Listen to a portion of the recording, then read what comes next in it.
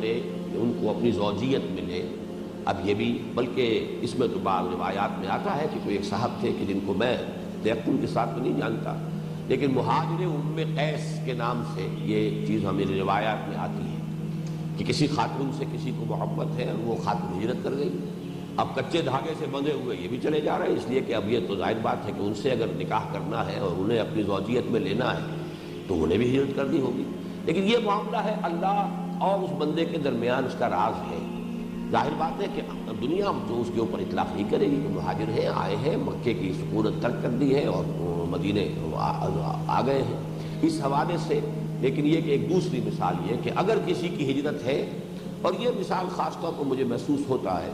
کہ کوئی معین بات ہوگی، ورنہ الا دنیا یصیبھا یہ تو ایک جنرل ٹرم ہے،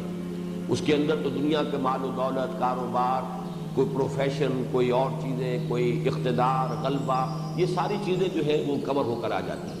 لیکن جب خاص طور پر کیا گیا ہے تو معلوم ہوتا ہے کہ ایک چیز کو نمایاں کیا گیا تو شاید یہ کوئی پرٹیکولر کیس بھی موجود ہو. میں یقین کے ساتھ نہیں کہہ سکتا، لیکن یہ کہ ملتا ہے یہ نام بعض جگہ پر اس حوالے سے کہ مہاجر ام قیس کے مہاجر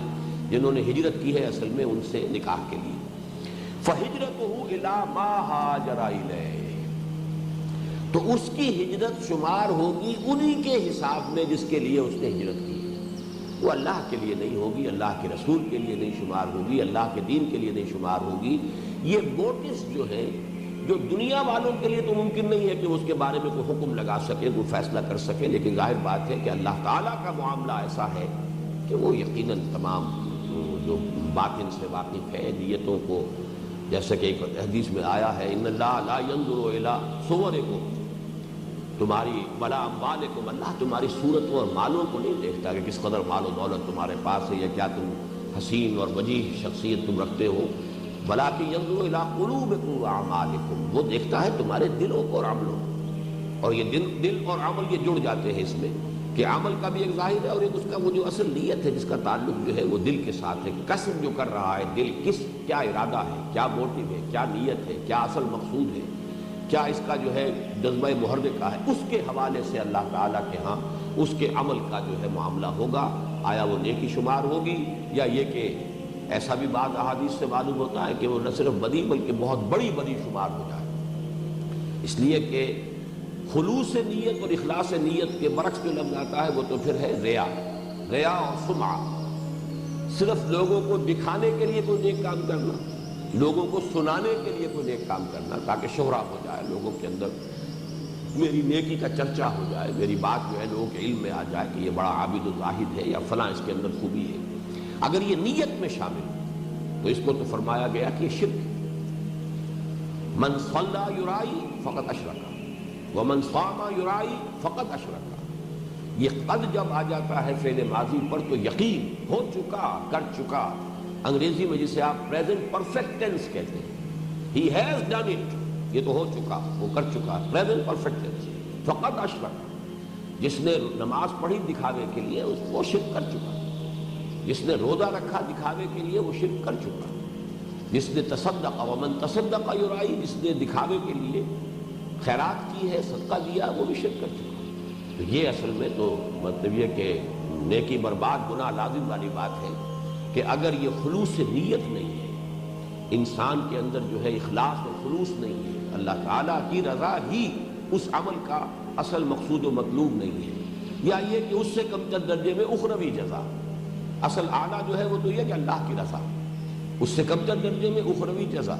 لیکن اس کے علاوہ دنیا میں اگر کوئی شہرت، کوئی اپنی عزت، کوئی نام و نمود، یا دنیا میں کوئی مال و دولت کے حصول کا ذریعہ اس کو بنایا جا رہا ہو تو پھر یہ تو در حقیقت ریاکاری جو ہے، یہ دینداری کے پردے میں دنیا داری جو ہے یہ بدترین سے.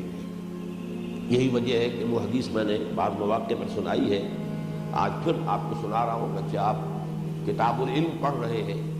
اور کتاب العلم سے آپ کے سامنے بات آ رہی ہوگی کہ علم کی کیا فضیلت ہمارے ہاں ہے، کس قدر اس کا رتبہ بلند ہے. عبادت کے مقابلے میں علم کا حصول، تعلیم و تعلم جو ہے اس کو ریشو پروپورشن جو بیان کی ہے حضور صلی اللہ علیہ وسلم نے، واقعہ یہ کہ آنکھیں کھول دینے والی چیزیں ہیں کہ کفضلی علی ادناکم.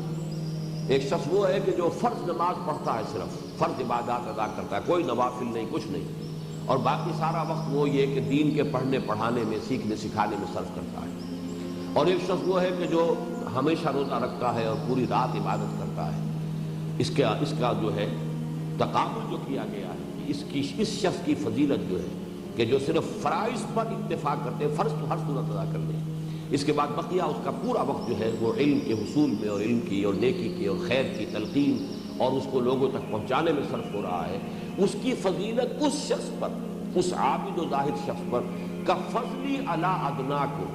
جتنی فضیلت مجھے حاصل ہے تم میں سے ادنا ترین انسان. ادناکم میں ہم اگر اس حدیث کو لفظی طور بھی لیں گے، صحابہ میں سے ادنا،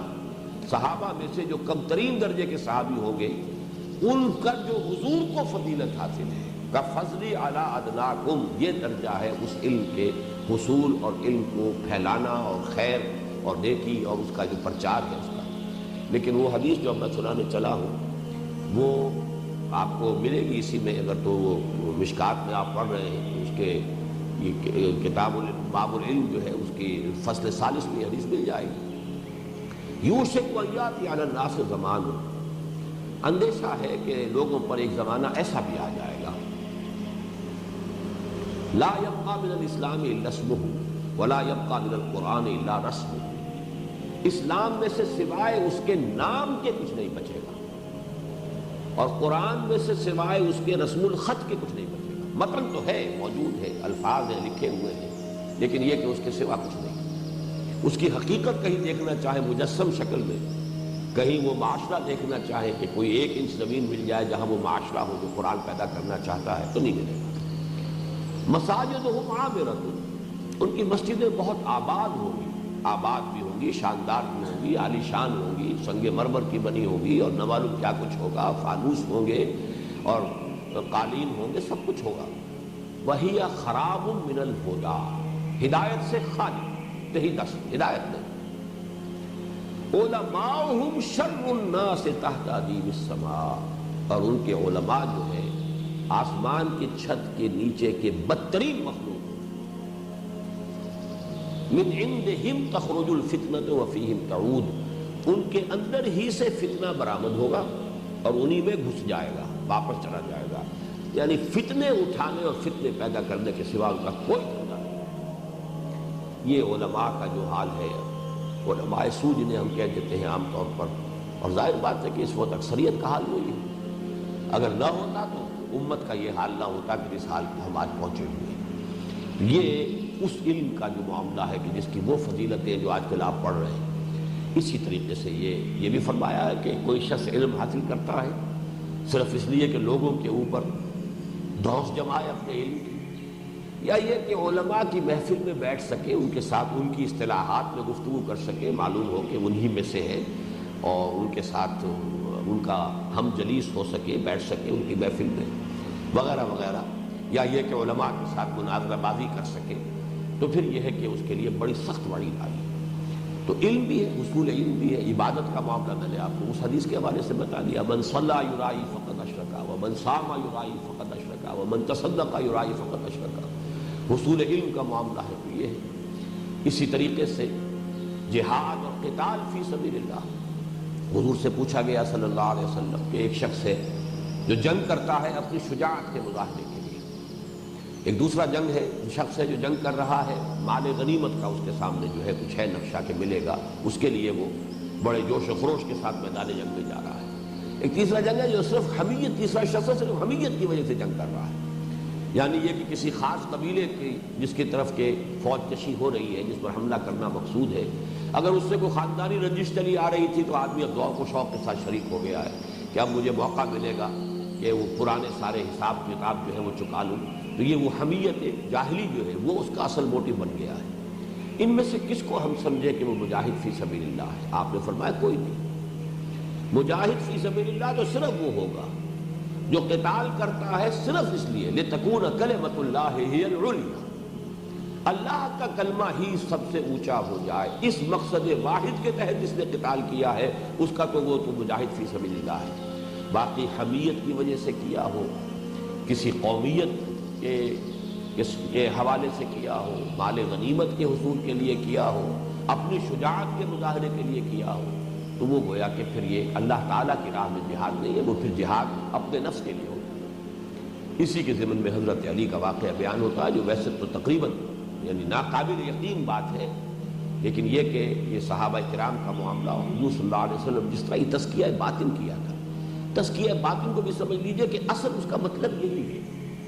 تزکیہ باطن جو ہے اس کا کوئی اور مطلب نہیں ہے، نیت کو پاک کر لینا، کہ اصل آپ کے مقاصد بالکل خالص ہو جائیں کہ وہ اللہ کی رضا اور اخروی فلاح اور نجات، اس کے سوا کوئی شے مقصود نہ رہے، مطلوب نہ رہے۔ لا مقصود الا اللہ، لا مطلوب الا اللہ، لا محبوب الا اللہ۔ جو بھی کام آپ نیکی کا کر رہے ہیں، اب آپ معاش کے لیے کر رہے ہیں، ٹھیک ہے، آپ کو معلوم ہے کہ یہ کام میں کر رہا ہوں، یہ مزدوری کر رہا ہوں، یہ محنت کر رہا ہوں، یہ میں معاش کے لیے کر رہا ہوں، کوئی حرج نہیں۔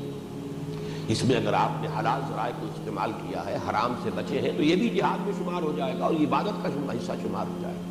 لیکن یہ کام آپ بالفعل بالارادہ نیتاً اپنے حصول معاش کے لیے کریں،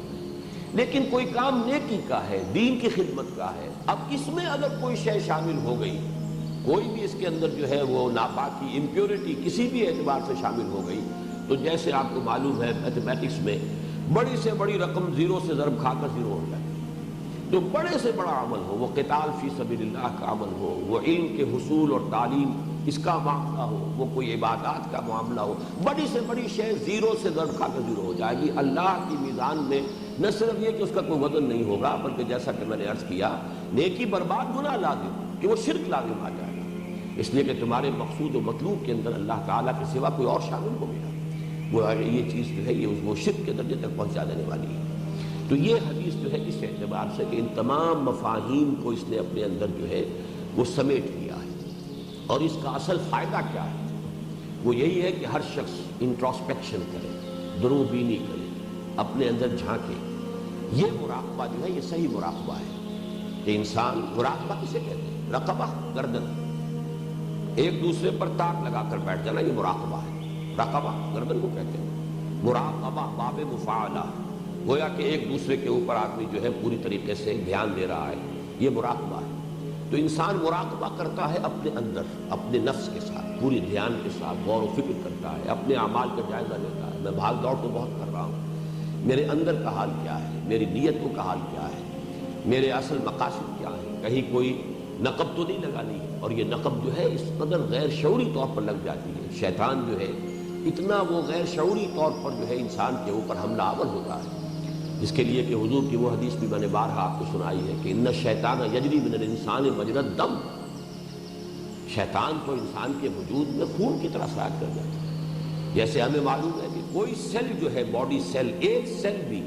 اگر خون، دوران خون کے ساتھ اس کا تعلق قائم نہیں ہے تو وہ ڈیڈ ہو جائے گا، اس کی لائف کا دار و مدار اسی پر ہے۔ تو اسی طریقے سے پوری جس طرح خون سرایت کرتا ہے وجود میں، ایسے شیطان سرایت کر جاتا ہے۔ قرآن مجید میں فرمایا گیا انہو یراکم ہوا و قبیلہ من حیث لا ترونہ، یہ ابلیس لعین اور اس کے قبیلے والے، اس کے ساتھی، اس کے چیلے چانٹے تو تم پر وہاں سے تاک لگاتے ہیں، دیکھتے ہیں تمہیں، وہاں سے تمہیں ٹارگٹ کرتے ہیں جہاں سے تم انہیں نہیں دیکھ رہے۔ وہ تمہارے لیے ایک غیر مرئی جو ہے وجود ہے، جنات ہے، اور وہ ابلیس خود ہے۔ انہو ہوا یراکم، انہو یراکم ہوا و قبیلہ من حیث لا ترونہ۔ اور اسی میں پھر وہ حدیث بھی مجھے یاد آ گئی کہ حضور نے فرمایا کہ یہ شرک خفی جو ہے، یہ ریاکاری والا شرک ہے، یہ کسی انتہائی تاریک رات میں سیاہ پتھر پر چلنے والی سیاہ چونٹی کو دیکھنا جتنا مشکل ہے، اتنا ہی ریاکاری کا سراغ لگانا مشکل ہے۔ اب یہ بھی تمثیل اور تشبیہ کا جو ہے یہ سمجھیے مبالغے کیا آپ نے، حضور نے ساری جو ہے وہ انتہائیں جمع کر دی۔ انتہائی تاریک رات، سیاہ پتھر اور اس پر سیاہ چیونٹی رینگ رہی ہے، تو جس طرح اس کو دیکھنا محال ہے، ایسے اس کا دیکھنا مشکل ہے۔ تو اس کے لیے تو بہت گہرے مراقبے کی ضرورت ہے، بہت تاک لگا کر بیٹھنا پڑے گا اپنے اوپر، اور اپنا سینسر کرنا پڑے گا، سیلف سینسر جو ہے انسان کرے اپنے آپ کو، تب کہیں جا کر جو ہے وہ اس بیماری سے نجات مل سکتی ہے۔ اس حوالے سے اس حدیث کی وہ اہمیت، جیسا کہ میں نے آپ کو بتایا کہ جو مقام اور مرتبہ ہمارے درس نمبر 2 کو، آیت البر کو حاصل ہے، مطالعہ قرآن حکیم کے منتخب نصاب میں، احادیث کے مجموعے کے اندر یہ حدیث در حقیقت اسی مقام پر ہے، اسی درجے میں ہے۔ یہی وجہ ہے کہ اس کی اس کثرت کے ساتھ جو ہے اس کی روایت بھی ہوئی ہے اور اس کو تمام محدثین نے اپنے مجموعوں میں شریک کیا ہے اور اکثر و بیشتر نے اسی سے شروع کیا ہے۔ اس لیے کہ جب وہ خود بیٹھے جمع کرنے کے لیے تو ان کے اپنے سامنے یہ بات آئی ہے کہ ہمارا اپنا عمل کیا ہے، ہم خود یہ کس نیت سے کر رہے ہیں، اپنی تصحیح نیت بھی کہ یہ صرف کوئی اپنی علمیت کا جو ہے وہ دھوس جمانے کے لیے، روب گانٹنے کے لیے یہ نہیں ہے، لوگوں میں محدث شمار ہونے کے لیے، مشہور ہونے کے لیے نہیں ہے، بلکہ یہ کہ در حقیقت یہ صرف اللہ اور اس کے رسول کے لیے اور دین کی خدمت اور اللہ کی رضا جوئی کے لیے یہ کام ہم کر رہے ہیں۔ تو اس کے لیے اپنی یعنی ایک طرح کی سیلف وارننگ کے طور پر اس حدیث کو گویا کہ وہ اپنے مجموعے کے شروع میں لے کر آئے ہیں۔ اللہ تعالی ہمیں بھی توفیق عطا فرمائے کہ ہم اپنی نیتوں کا اور اپنے محرکات عمل کا جائزہ لیتے رہا کریں اور اس میں جہاں کہیں بھی کوئی خامی نظر آئے تو اس کی تلافی میں اس کی تصحیح کی کوشش کرتے رہیں۔ بارک اللہ لی و لکم فی القرآن العظیم و نفعنی و ایاکم بالآیات والذکر الحکیم۔